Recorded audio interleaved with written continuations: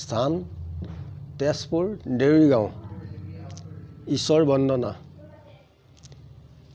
ধ্যানং মূলং গুৰুমূৰ্তি মন্ত্ৰ মূলং গুৰুবাক্য।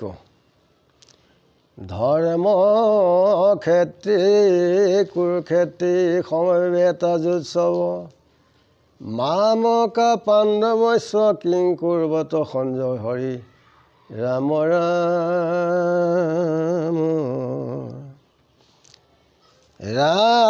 প্ৰথমে গুৰু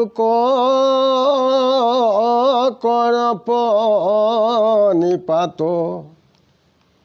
শিৰ দিয়া চৰণত যাৰ উপদেশে জ্ঞানৰ প্ৰকাশে গুচিলয় বিদ্যাজত।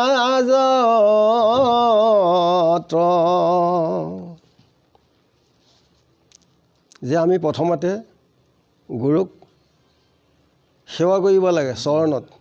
তেখেতে আমাক ঈশ্বৰ তত্ত্বৰ জ্ঞান উপদেশ দিছে। সেই জ্ঞানৰ দ্বাৰা আমি অজ্ঞানবিলাক নাইকিয়া হৈ বিদ্যাৰ দ্বাৰা ঈশ্বৰ কৃষ্ণক আমি ধ্যান ধাৰণাই আমি প্ৰাৰ্থনা কৰিব পাৰোঁ। কৃষ্ণৰ মহিমা যিটো কহে নিৰন্তৰ গুৰুৰূপ কৃষ্ণ সেহি জানিবা লোকৰ। বসুদেৱ অংশ আছে যাৰ শৰীৰত শিষে প্ৰকাশ হয় ঈশ্বৰৰ গুণ যত।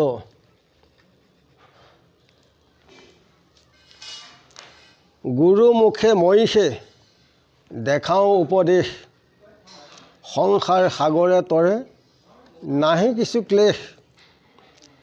এহি নৰ জন্ম দেখে সাধে মহাসিদ্ধি গুৰুপথ সেৱে যিটো শিষে মহাবোধি। সেইজনকহে বুদ্ধিয়ক বুলি কৈছে।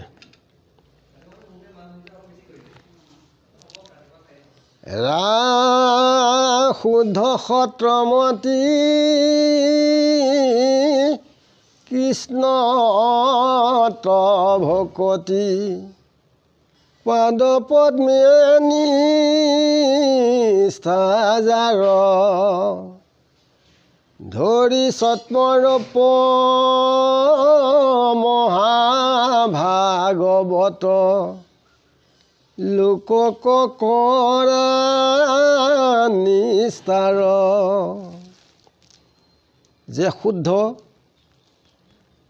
সত্ৰৰ বুদ্ধিয়ে ঈশ্বৰ কৃষ্ণত আমি তেওঁ চৰণ পদ্মত চিত দি পেলাই আমি তেখেতক প্ৰাৰ্থনা কৰিব লাগে।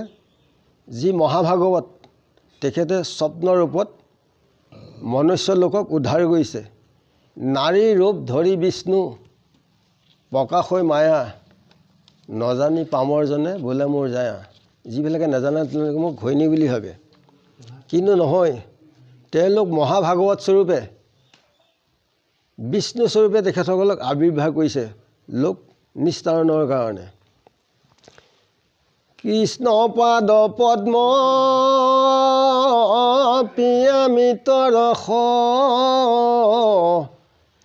ভক্তি ভাৱে হয়া মত্ৰ বাসুদেৱ মূৰ্তি সবাতে দেখয় জ্ঞানৰ বুজিয়াত।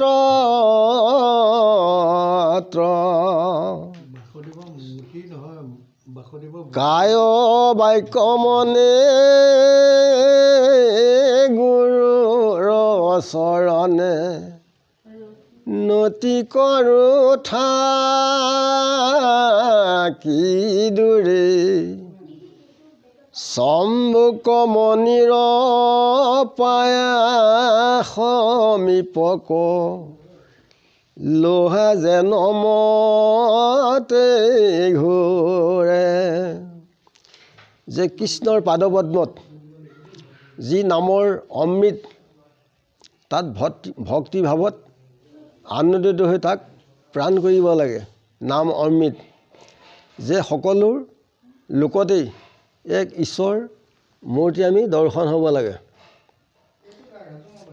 যেনেকৈ চম্বুকে লো যেনেকৈ আকৰ্ষণ কৰে, যেনেকৈ লো ঘূৰি যায়, ঠিক আমাৰ মন প্ৰাণ চিত্তবৃত্তি তেনেকৈ গুৰুৰ চৰণত সৰ্বক্ষণে আমি থাকিব লাগে।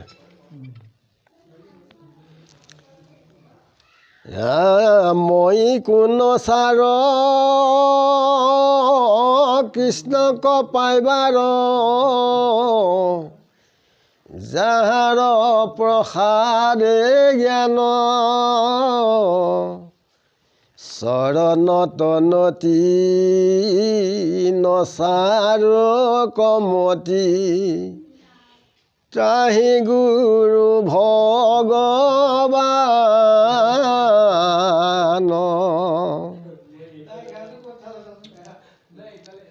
জয় জয় দেৱ চৰণে বন্ধু, নাৰায়ণ নিৰাকাৰ, সুৰ নৰ মুনি ধ্যানত চিন্তয়, ৰূপৰে খানাহি যাৰ।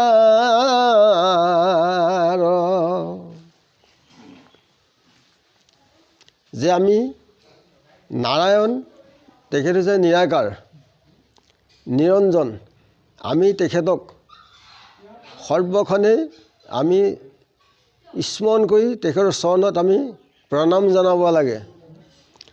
যে যিবিলাক অসুৰ মনুষ্য মুনি আদি কৰি এই সকলোৱে কি কৰে, ধ্যানত চিন্তা কৰে, তেখেতৰ কোনো ৰূপৰেখা নাই, তেখেত নিৰাকাৰ, তেওঁৰ নাম বৰ্ণ আকৃতি বিস্তৰ। ৰাম ছয় গোটা তৰ্কে বাদ কৰি মৰে, নপাৱই পৰিচ্ছেদ, সাক্ষাতে ব্ৰহ্ম কহিতে নপাৰে, নিষেধ মুখে কহে বেদ।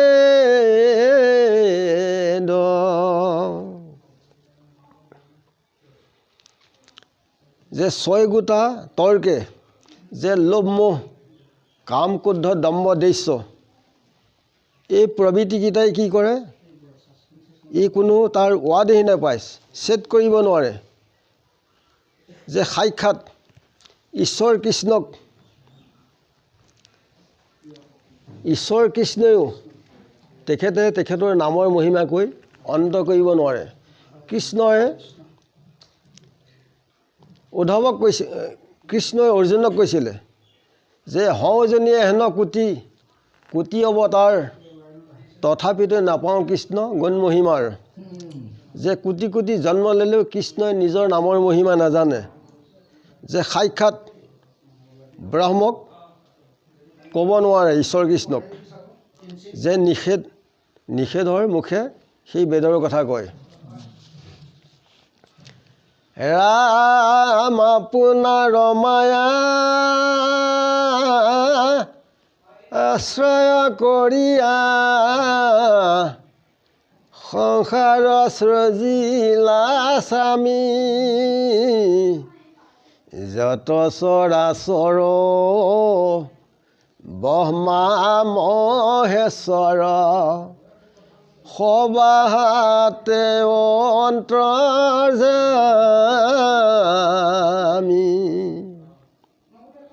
যে কৃষ্ণই তেখেতে নিজৰ মায়াক আশ্ৰয় কৰি জীৱ এই গোটেই বিশ্ব চৰাচৰ বালি চাৰি বা গজ হস্তিলৈকে ব্ৰহ্মা মহেশ্বৰ আদি কৰি সকলোকে স্বজন কৰিছে। আৰু তেখেতে সকলোৱে অন্তৰ্যামী, কোনে কি ভাবি আছে, কি চিন্তা কৰিছে তেখেতে সকলোৱে জানে। মৎস্য কুৰ্ম আদি যতয় অৱতাৰ, ঈশ্বৰৰ বংশনিষ্ঠ, বসুদেৱ ঘৰে ব্যক্ত ভৈলাবাসী, সাক্ষাতে ঈশ্বৰ কৃষ্ণ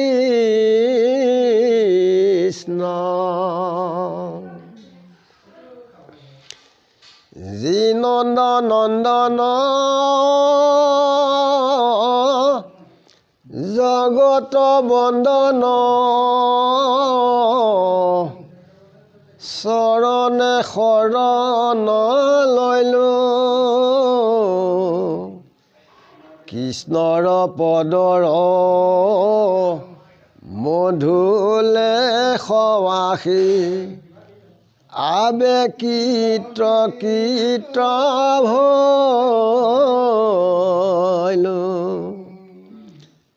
যে কৃষ্ণই যে মৎস্যকুৰ্ম আদি এই সকলোবিলাক তেখেতৰে হৈছে অংশ যে বসুদেৱৰ ঘৰত কৃষ্ণই সাক্ষাৎ জন্মগ্ৰহণ কৰিছিল লোক নিস্তাৰণৰ কাৰণে যে সেই কৃষ্ণৰ পদৰ মধুৰ লেখ অৰ্থাৎ নামৰ ৰস কীৰ্ত প্ৰাণ কৰি আমি যেন কৃতকৃত হওঁ তেওঁৰ চৰণত আমি দাস তেখেতৰ চৰণত আমি আশ্ৰয় ল'লোঁ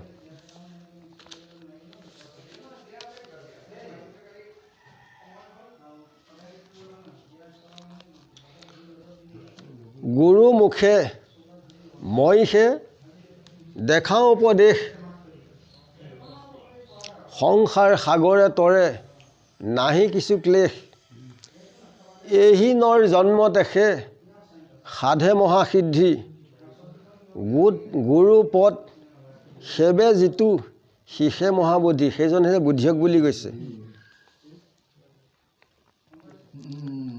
ভকতি আনন্দ সিন্ধু প্ৰেম অমিতৰ বিন্দু দুইকো আনি কৰে এক থান পৰম প্ৰেমত থাকি তাক যেন ভাঙে বাকী গোপীক কৰাইলা কৃষ্ণে প্ৰাণ যে ভকতি এখন সিন্ধুৰ নদী জ্ঞান হৈছে অমিত নামৰ বিন্দু তাক এক কৰি পেলাই কৃষ্ণই গোপীক প্ৰাণ কৰাইছিলে